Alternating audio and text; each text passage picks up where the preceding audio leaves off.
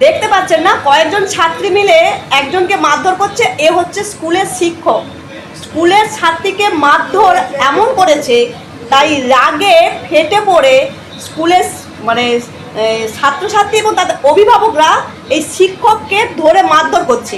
ঘটনাটি ঘটেছে বীরভূমের বোলপুর স্কুলে।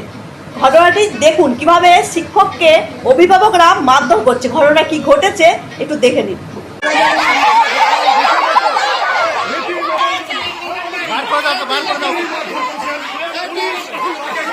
বন্ধুরা, এই যে ভদ্রলোককে দেখতে পাচ্ছেন মাথায় রুমাল বাঁধা, স্কুলের ছাত্রীরা এবং অভিভাবকরা টানা হিজড়া করছে। ইনি একজন শিক্ষক। এক ছাত্রীকে মারধর করার অভিযোগ উঠছে তার বিরুদ্ধে।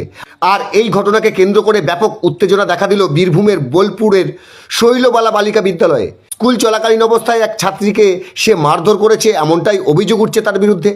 আর ঘটনা জানাজানি হতেই ক্ষোভে ফেটে পড়ে অন্যান্য ছাত্রীরা। প্রতিবাদে স্কুল চত্বরে জড়ো হয় সহপাঠীরা, বিক্ষোভ দেখাতে শুরু করে তারা। বিক্ষোভ চলাকালীন ওই শিক্ষকের টানা হিচড়া চলাকালীন পুলিশ এসে পরিস্থিতি নিয়ন্ত্রণে আনে। দোষী শিক্ষকের বিরুদ্ধে কড়া শাস্তির দাবি তোলেন তারা। বিক্ষোভ ক্রমশ তীব্রতর আকার ধারণ করলে পরিস্থিতি নিয়ন্ত্রণের বাইরে চলে যেতে থাকে। খবর পেয়ে ঘটনাস্থলে পৌঁছয় বোলপুর থানার পুলিশ পরিস্থিতি সামাল দেওয়ার চেষ্টা করলেও দীর্ঘক্ষণ ধরে চলে উত্তেজনা।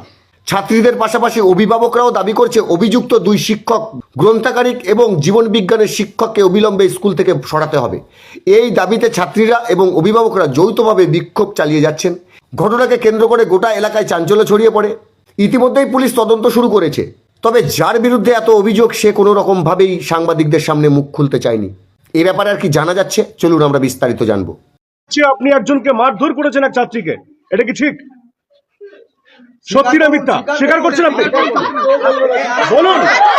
বিষয়ে অভিযোগ আসছে যে বিদিশাকে আপনি মারধর করেছেন, এটা কি সত্যি?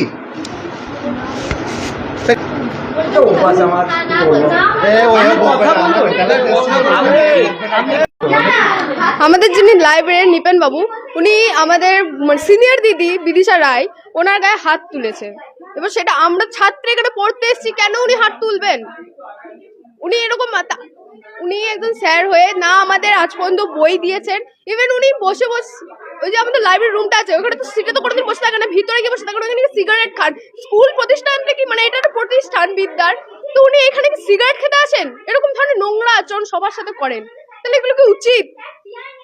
আপনি গায়ে কি সেজন্য হাত দিয়েছেন? কেন হাত দিয়েছেন গায়ে বলুন? স্টুডেন্টদের হাতে কেন হাত দিয়েছেন? আমি এখানে